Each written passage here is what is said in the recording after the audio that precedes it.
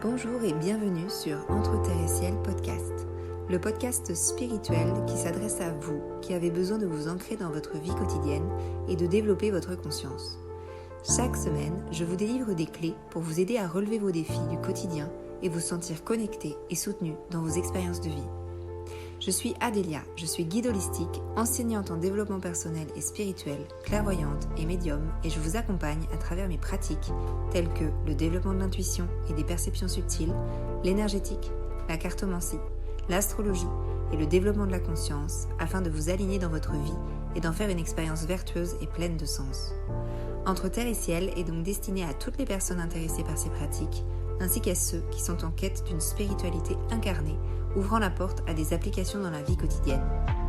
N'hésitez pas à me soutenir en vous abonnant et en notant ce podcast, et je vous souhaite une belle écoute.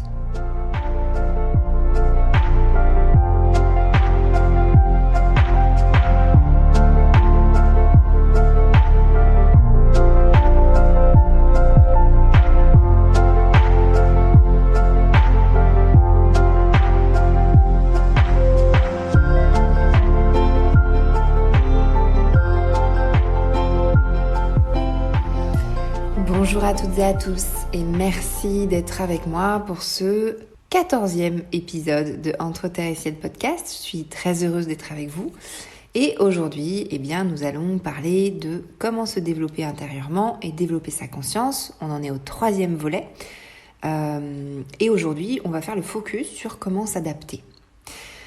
Alors ici, je vais vous parler d'adaptation en fonction des mouvements de la vie et des défis de vie auxquels vous pouvez faire face. Et de la manière dont votre énergie va réceptionner l'expérience et ce que vous allez en faire. Alors s'adapter, c'est une forme assez minime de transformation, de travail sur soi, de développement personnel, mais aussi de création, de créativité dans certains cas. Quand on va s'adapter aux énergies d'un environnement, on va prendre en compte cet environnement et les informations de cet environnement et autoriser ces informations à nous transformer ou à nous emmener quelque part. Donc on va changer intérieurement grâce aux éléments extérieurs. Cette transformation, elle va nous permettre alors d'aller dans une direction. S'adapter finalement, ça signifie bouger intérieurement. Ce mouvement, il va être nécessaire à notre évolution et en accord avec ce que nous sommes venus intégrer à un moment stratégique de notre existence, par exemple. Alors, quand, par exemple, on va refuser de bouger et de s'adapter à une expérience de vie, ce qui est tout à fait possible, on le fait tous, eh bien, on va refuser les mouvements de la vie et on va refuser la vie en elle-même. Alors, c'est pas grave en soi, on le fait tous à un moment donné de vie, et plusieurs fois même tout au long de notre existence. Par exemple, on peut être persuadé que l'expérience qui est en train de nous arriver, elle n'est pas bonne pour nous, et du coup on n'a pas envie de s'adapter à ce défi de vie. Il peut y avoir aussi plusieurs raisons qui vont être uniques à chaque fois en fonction de, bien sûr, notre énergie personnelle. Parfois, il arrive que notre ego bloque le chemin de l'adaptation quand l'ego, par exemple, n'est pas positionné d'une façon où il va bouger en fait avec les mouvements de la vie. Alors quand il va y avoir un blocage, ça va dépendre, ça peut être aussi émotionnel et ça peut être aussi émotionnellement compliqué. Alors c'est pas forcément très bien vécu quand on va bloquer une expérience de vie, c'est que à l'intérieur de soi on le vit pas forcément bien. Donc peut-être dans un premier temps le refus de cette expérience, c'est tout à fait ok, le temps que nous cheminions vers l'acceptation de cette expérience de vie. Et que nous emmenions en fait cette expérience, ou que nous fassions emmener par cette expérience là où nous devons aller. Et ce laps de temps, des fois ça peut durer plus ou moins longtemps, ça va dépendre en fait de l'expérience de vie qu'on est en train de traverser, de l'ampleur, de l'expérience, du mouvement à opérer pour s'adapter à une nouvelle situation. Généralement, quand on ne veut pas s'adapter à quelque chose, c'est qu'il y a quelque chose que l'on ne veut pas lâcher. Alors parfois, ce qu'on ne veut pas lâcher, c'est par exemple ce qu'on a projeté comme vie ou comme expérience de vie. Par exemple, on a rêvé de quelque chose, on a rêvé d'une expérience de vie, que ça allait se passer comme ça, comme ça, comme ça. Et puis finalement, quand la réalité arrive, eh bien, elle n'est pas du tout la même que ce qu'on avait projeté dans notre tête. Et c'est très très loin de nos attentes. Et là, du coup, ça va être notre mental finalement qui va vouloir contrôler l'expérience de la vie. Alors que c'est pas son rôle. C'est pas le rôle du mental de projeter, de dire comment ça va se passer. L'expérience à vivre, on ne peut pas la contrôler. Elle nous emmène là où nous devons aller. Le mental, lui, il ne sait pas où nous devons aller. Il ne sait pas, d'un point de vue énergétique, c'est pas son rôle. Il ne sait pas d'un point de vue énergétique où nous devons aller. Lui, il a juste un rôle de processeur, si vous voulez, le mental. Donc c'est lui qui va modéliser notre monde, c'est lui qui va c'est notre machine un petit peu, c'est notre ordinateur intérieur. Et du coup, il ne sait pas vraiment énergétiquement où est-ce qu'on doit aller. Ça, c'est sur un autre niveau que ça se situe. Et du coup, lui, il va projeter là où on a envie d'aller, où on a besoin d'aller, alors avec toutes ces sécurités, et puis voilà, votre structuration de l'ego aussi. Et puis finalement, eh bien, il va créer en fait quelque chose qui ne correspond pas à une réalité, qui n'est pas la meilleure pour nous d'un point de vue évolutif. Meilleure pour nous ne veut pas dire forcément bien vécu, je le rappelle à chaque fois, mais il y a une vraie différence entre ce qui est bon pour évoluer, pour notre évolution énergétique, et ce qui est bien vécu ou mal vécu.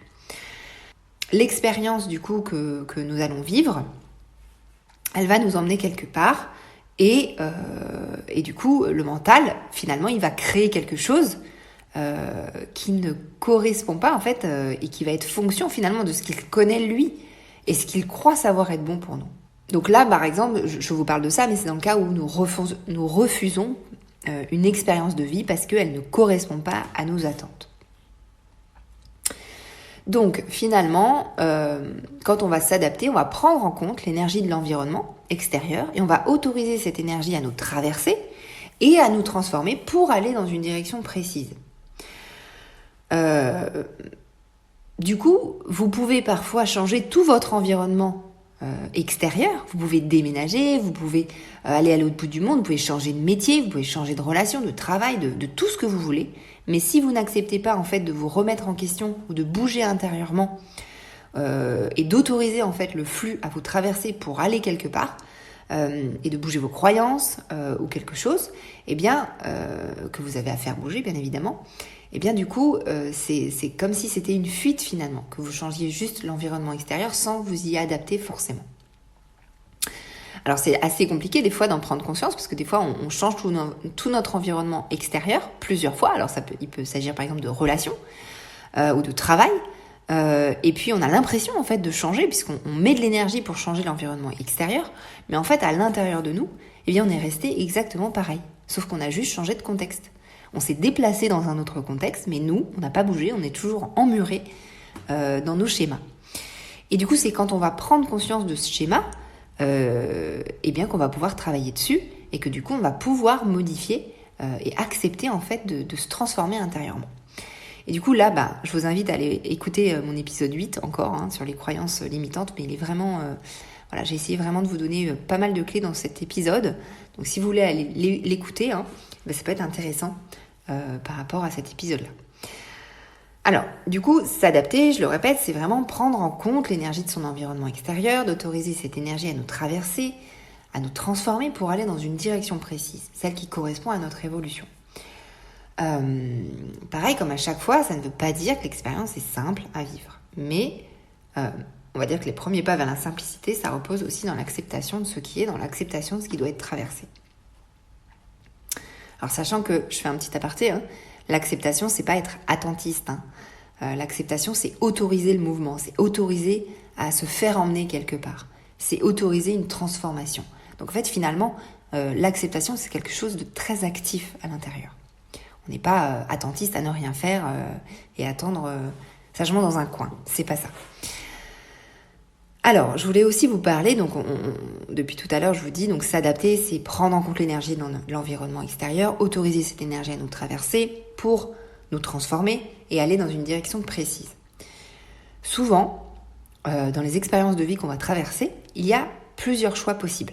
C'est-à-dire que vous avez toujours plusieurs choix possibles, vous avez toujours, dans chaque expérience de vie, plusieurs réactions possibles. Des fois, on croit que non. On a 1000 excuses pour dire qu'on ne peut pas changer de métier, qu'on n'a pas d'argent, que je sais pas quoi. Bref, on a toujours plusieurs choix. Tout le temps. C'est juste que des fois, on ne les voit pas, ces choix-là, parce qu'on a un prisme de lecture qui fait qu'on ne les voit pas. Mais on en a toujours. Et du coup, à ce moment-là, quand vous allez, par exemple, vous adapter à une expérience de vie, et que vous allez du coup autoriser l'énergie de la vie à vous traverser pour essayer d'aller dans une direction précise, vous allez avoir plusieurs choix. Alors il y en a qui sont visibles d'un point de vue de votre prisme. Votre prisme vous autorise à les voir, ces choix-là. Et donc du coup, vous allez peut-être choisir l'expérience de la vie d'une façon A, B, C, D. Et puis, des fois, à travers cette expérience-là, à travers cette transformation que vous allez vivre, eh bien, il y a une autre potentialité, il y a un autre choix qui va se créer, on va l'appeler le choix E, que vous n'auriez pas vu avant. Et c'est parce que, en fait, vous avez autorisé cette énergie de la vie à vous traverser que finalement, vous allez mettre en place votre création, votre créativité pour justement créer cette nouvelle potentialité, ce nouveau choix possible. Et ce nouveau choix, il va être beaucoup plus approprié que tous les autres parce que vous êtes en train de vous transformer, vous êtes en train d'ouvrir votre conscience, vous êtes en train d'ouvrir votre prisme de lecture. Il n'est plus exactement le même.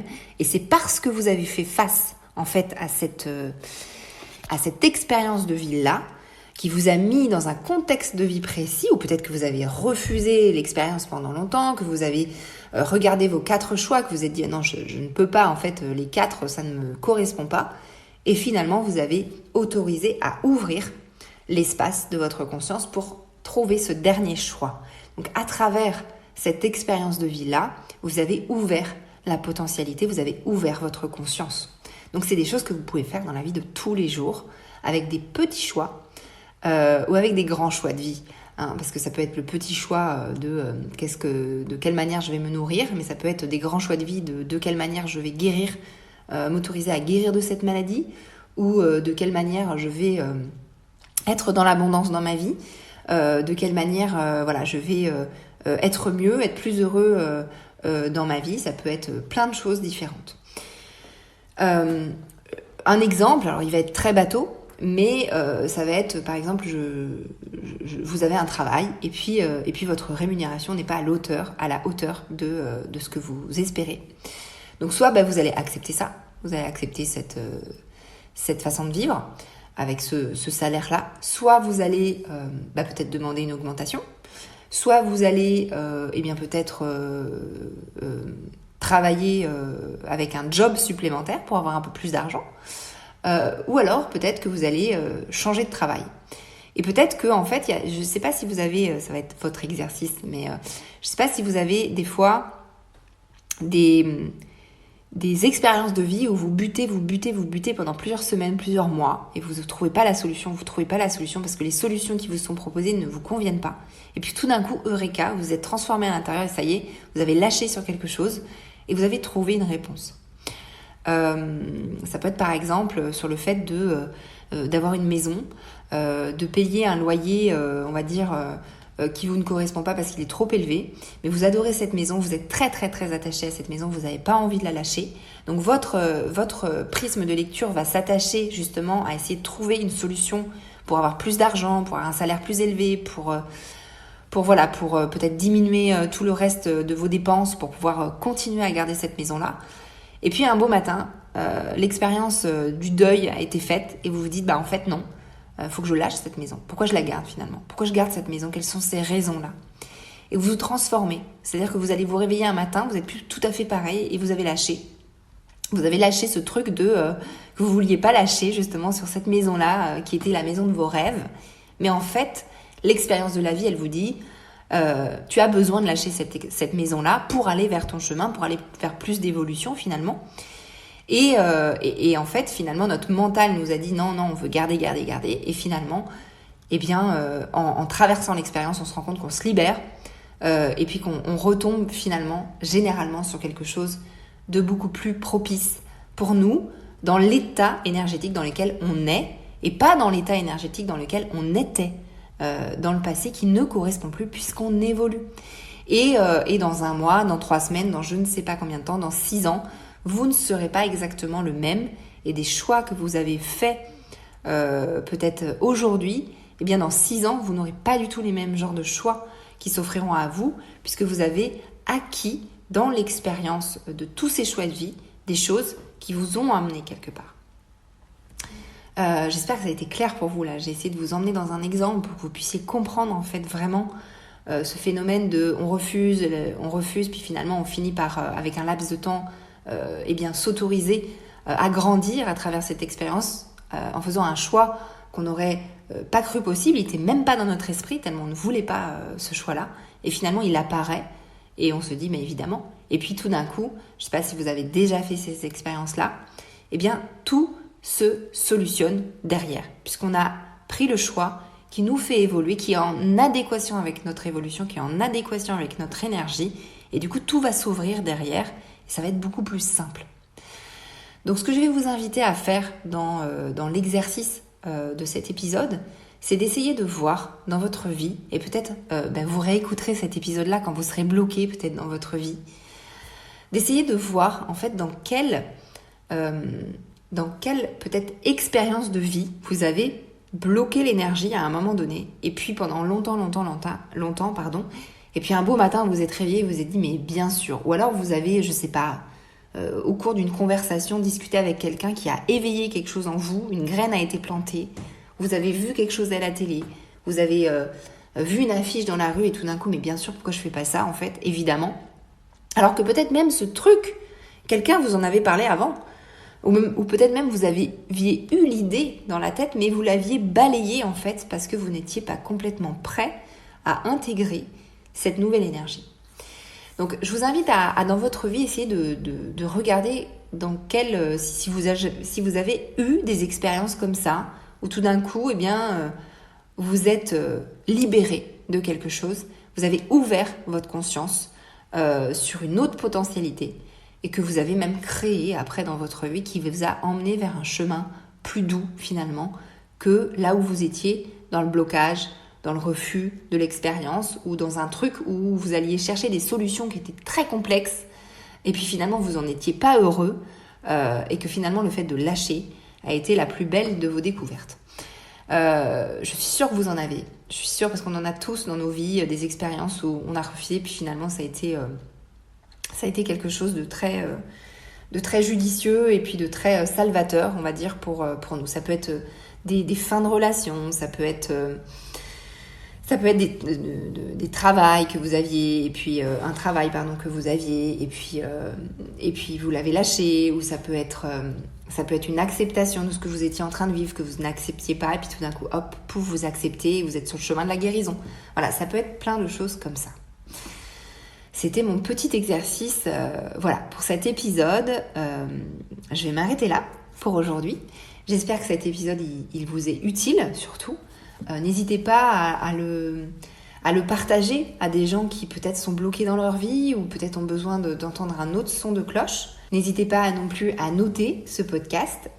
Écoutez, je vous dis à la semaine prochaine pour le 15e épisode de Entre Terre et Ciel. Et alors dans cet épisode 15, nous allons parler astrologie et je vais vous donner des outils pour essayer de comprendre votre propre thème astral. Voilà, je vous dis à la semaine prochaine.